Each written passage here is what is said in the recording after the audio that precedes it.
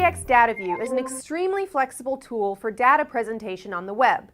Its main purpose is to arrange data record placeholders and provide navigation between them. Record content is then fully customizable via templates. While you can create virtually any style of record layout, the ASPxDataView automatically creates a basic template that presents data using the card format, similar to the contacts presentation in Microsoft Outlook.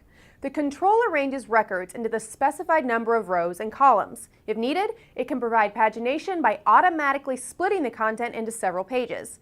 Page navigation can be done via postbacks or AJAX callbacks. In this video, you'll learn how to bind the ASPxDataView to an XML data source. So let's get started. I'll start with a new website project.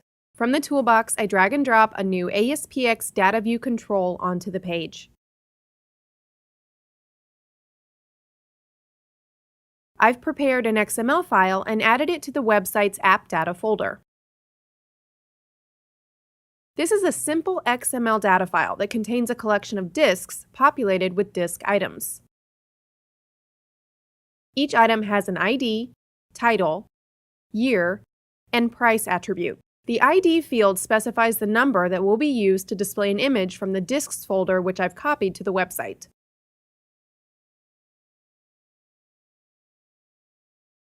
Now let's bind the control to the data. From the Smart tag, I invoke the Data Source Configuration Wizard. For data source type, I'll select XML file. I leave the data source ID as is and click OK.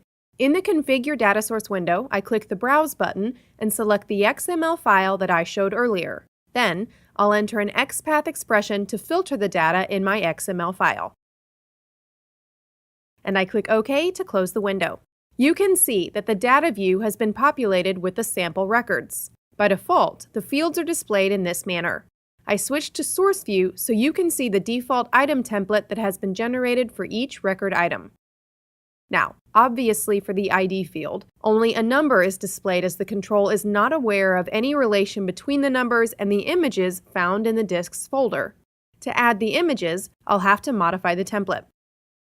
So, above the ID label, I'll add an ASPX image control that has its image URL property set to the file based on the ID value of the record in question.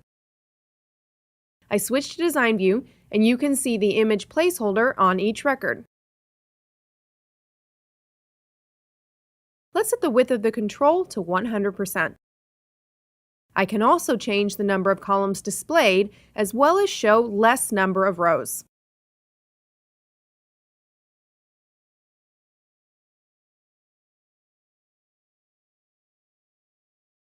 And I'm done. Let's run the application to see the results.